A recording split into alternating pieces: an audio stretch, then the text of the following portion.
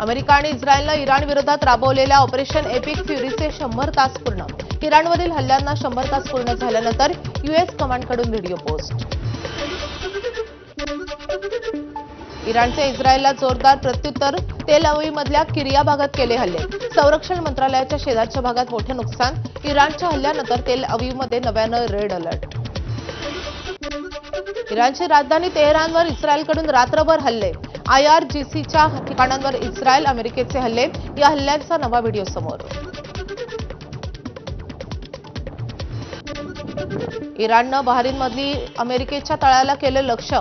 बहारीनमधल्या अमेरिकेच्या लष्करी तळावर इराणचा मोठा ड्रोन हल्ला. अमेरिकेचा बॉम्ब आणि क्षेपणास्त्रांनी इराणवर हल्ला. अमेरिकेच्या संरक्षण विभागानं पोस्ट केला हल्ल्याचा व्हिडिओ. अमेरिका इस्रायलच्या हल्ल्यांमुळे इराणमध्ये मोठ्या प्रमाणात नुकसान. इराणच्या बुकान शहरावर अमेरिका आणि इस्रायलचे हवाई हल्ले. या हल्ल्यांमुळे बुकानसह आजूबाजूच्या शहरांमध्ये मोठ्या प्रमाणात नुकसान. इराणनं तुर्कीमधल्या अमेरिकेच्या हवाई तळांवर बॅलिस्टिक क्षेपणास्त्र डागले. इराणी माध्यमांची माहिती. बॅलिस्टिक क्षेपणास्त्र तुर्कीच्या सीमेजवळ हवेतच पाडण्यात यश आलंय. हॉर्मुझच्या समुद्रधुनीमध्ये अमेरिकेनं इराणी युद्धनौकेला केलं लक्ष्य. इराणी युद्धनौकेवर डागले टॉमहॉक क्षेपणास्त्र. टॉमहॉक क्षेपणास्त्र हल्ल्याचा व्हिडिओ पोस्ट करण्यात आलाय. इराणमधून इस्रायल आणि गल्फवर अंडरग्राऊंड मिसाईलचाही हल्ला. अंडरग्राऊंड मिसाईलच्या माऱ्याला कुठल्याच लॉन्च पॅडची गरज नसते आणि त्यामुळे इस्रायल आणि अमेरिकेला या अंडरग्राऊंडचे तळ शोधणं अवघड झालंय. सोलापुरात इस्रायल अमेरिका विरोधात विनापरवानगी आंदोलन केल्याप्रकरणी माजी आमदार नसई आडम यांच्यासह 26 जणांच्या विरोधात गुन्हा दाखल. सोलापूर जिल्हा परिषदेसमोर काल माकपनं केलं होतं आंदोलन. अमेरिकन सिनेटकडून राष्ट्राध्यक्ष डोनाल्ड ट्रम्प यांना दिलासा. इराणवरील लष्करी हल्ले मर्यादित आणि अमेरिकन सैन्य मागे घेण्याचा ट्रम्प यांच्याच पक्षातील सदस्यांना मांडलेला प्रस्ताव फेटाळण्यात आलाय. सिनेटमध्ये 53 विरुद्ध 47च्या बहुमतानं हा प्रस्ताव फेटाळण्यात आलाय. इराणी हल्ल्यादरम्यान अमेरिकेचं मोठं विधान. इराणमधील दहशतवादी राजवटीचा नाश केलाय.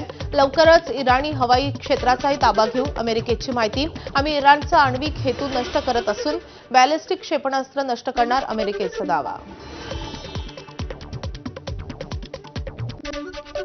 इराणनं खामेनेईंचे शोक समारंभ पुढे ढकलले.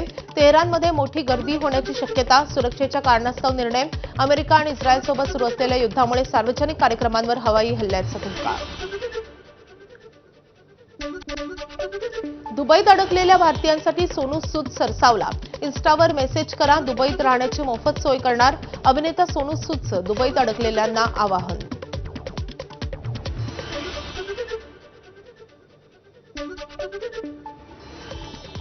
जो लोग भी हमारे हिंदुस्तानी या किसी भी नेशनैलिटी के लोग फंसे हुए हैं दुबई के अंदर, आप प्लीज मुझे डीएम कीजिए ऑन इंस्टाग्राम या फिर @दुगास्ता प्रॉपर्टीज पे डीएम कीजिए. We will make sure that you get a free of cost stay till you reach your country. युद्धामुळे जळगावचा चटई उद्योग संकटात. आयात आणि निर्यात पूर्णपणे बंद झाल्यानं चटईसाठी प्रमुख खरेदीदार असलेल्या आखाती देशांपैकी 7 देशांमधील निर्यात ठप्प. तर चटई निर्मितीसाठी लागणाऱ्या रॉ मटेरियलची आयात देखील बंद. सांगली जिल्हा परिषद अध्यक्ष उपाध्यक्ष निवड 18 मार्चला होणार. सत्ता स्थापनेसाठी महाविकास आघाडी युतीकडून जोरदार प्रयत्न. तर किंगमेकर असलेल्या राष्ट्रवादी आणि शिवसेनेची भूमिका अद्यापही गुलदस्त्यात. नागपुरात झालेल्या 12वीच्या पेपरफुटीचं प्रकरण. आधीच अटक असलेला संदीप सरटकर हाच सूत्रधार असल्याचं पोलीस तपासातून समोर. खासगी कोचिंग क्लासेसच्या संचालकालाही त्यानं पेपर पुरवल्याचे डिजिटल पुरावे पोलिसांच्या हाती. मुलीला त्रास देणाऱ्याला तरुणाला बापाकडून चोप. पुण्यातल्या MIT ADT कॅम्पसमधला प्रकार. मागील 15 दिवसांपासून सदर तरुण विद्यार्थिनीला सोशल मीडियावरून त्रास देत होता. अखेर कंटाळून मुलीनं वडिलांना ही बाब सांगितल्यानंतर वडिलांकडून तरुणाला चोप. सांगलीच्या मिरजेत एका नशेखोरानं खंडणीची मागणी करत कोयत्यानं दुकानाची काच फोडली आहे. मिरजच्या कर्मवीर भाऊराव पाटील चौकातील घटना. कोयत्याचा धाक दाखवत दहशत माचवणारा नशेखोर सीसीटीव्ही कॅमेऱ्यात कैद. वाढदिवस साजरा करण्यासाठी रिक्षामधील प्रवाशाला मारहाण करत 25,000 रुपयांची ऑनलाईन खंडणी उकळली आहे. पुण्यातील धक्कादायक प्रकार. गुन्हा दाखल होताच पोलिसांकडून चौघांना अटक. अशा प्रकारे या आरोपींनी अजून कुणाला फसवलं आहे याचा तपास सुरू. नशेत दुकानाची काच फोडून दहशत माजवणाऱ्या मिरजेतील आरोपीची पोलिसांकडून धिंड. ज्या भागात दहशत माजवण्याचा प्रयत्न केला त्याच कर्मवीर भाऊराव पाटील चौकात प्रथमेश तांदळे या आरोपीची पोलिसांकडून धिंड. ठाण्याच्या वागळे इस्टेट परिसरातील अरस्तू कंपाऊंडमध्ये मोकळ्या जागेत पार्क केलेल्या 6 चारचाकी वाहनांना आग. आगीत गाड्यांचं मोठं नुकसान. आगीचं कारण मात्र अस्पष्ट. समृद्धी महामार्गावर उभ्या असणाऱ्या गाडीतून डिझेल चोरणाऱ्यांना पकडलं. छत्रपती संभाजीनगरच्या पोखरी गावातील भुयार जवळची घटना. नागरिकांकडून चोरट्यांना चोप तर चोरांची गाडीही जाळली. रायगडच्या पाचाड येथील राजमाता जिजाऊ यांच्या राजवाड्यात वणव्यामुळे आग. वणव्यामुळे ऐतिहासिक वास्तूंबाबत पुरातत्व विभागाची बेफिकिरी समोर आल्याचा शिवप्रेमींचा आरोप. वाड्यातील वाळलेलं गवत आणि येथील स्वच्छता वेळीच न केली गेल्यानं वाड्यात वणवा लागल्याची माहिती. नातवानं आजीवर पिचकारीनं पाणी उडवलं म्हणून आजीनंही नातवावर गरम पाणी टाकलं. अंगावर गरम पाणी पडल्यानं 4 वर्षाच्या चिमुकला वेदनेनं कळवळला. तर चूक लक्षात येताच आजीनं नातवाच्या अंगावर थंड पाणी टाकलंय. नागपूर जिल्ह्यातल्या कोराडीतील घटना. घटनेत गंभीररित्या भाजलेल्या नातवावर रुग्णालयात उपचार सुरू. धाराशिवच्या भूममधील वारेवडा गावात गायीवर बिबट्याचा हल्ला. बाळासाहेब नलावडे या शेतकऱ्याच्या गोठ्यात घुसून बिबट्याकडून गायीवर हल्ला. नागरिकांना सतर्कतेचं आवाहन. नागपूरच्या कुही तालुक्यातल्या मांढळ येथील पेट्रोल पंपावर दिसला वाघ. नागरिकांनी वाहने थांबून केला वाघाचा व्हिडिओ. नागरिकांमध्ये भीतीचं वातावरण. वाशीमध्ये वलई शेत शिवारात पाण्याच्या शोधात विहिरीत पडला रोही. 2 तासाच्या प्रयत्नानंतर वनविभाग आणि गावकऱ्यांच्या मदतीनं रोही प्राण्याला आता बाहेर काढण्यात यश मिळालंय.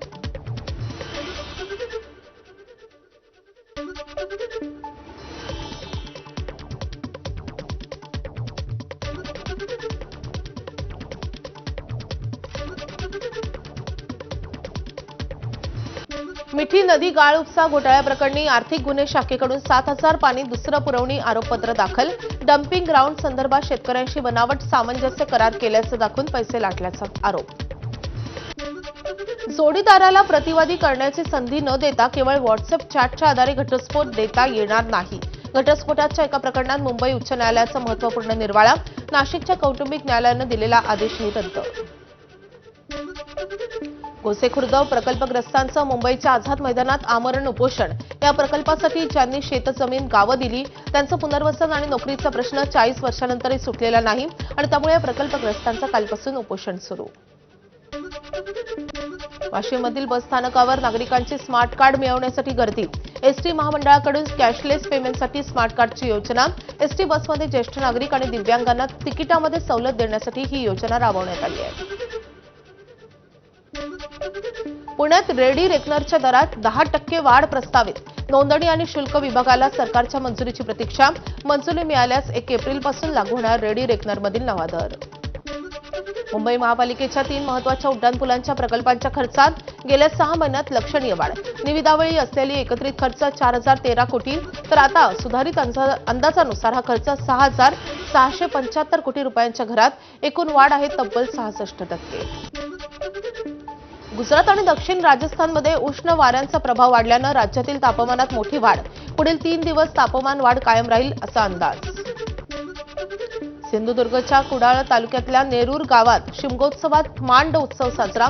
चलचित्रांसोबतच पारंपरिक वेशभूषेचा साज आणि सोंगांसह खेळांच्या कलाविष्काराचं अप्रतिम सादरीकरण पाहण्यासाठी सिंधुदुर्गासह महाराष्ट्र आणि गोवा राज्यातील हजारो रसिक प्रेक्षकांच्या गर्दीत उत्सव साजरा.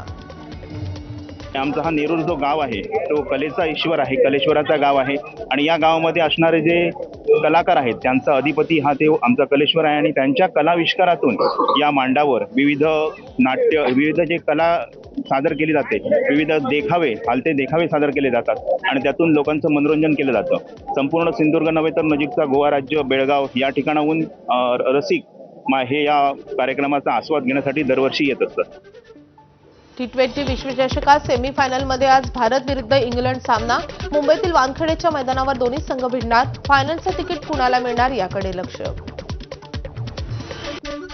मुंबईच्या वरळीमधल्या पंचतारांकित हॉटेलमध्ये आज अर्जुन तेंडुलकर आणि सानिया चंडोक यांचा विवाह सोहळा पार पडणार आहे. अनेक सेलिब्रिटी, राजकीय नेते, खेळाडू या विवाह सोहळ्याला उपस्थित राहतील.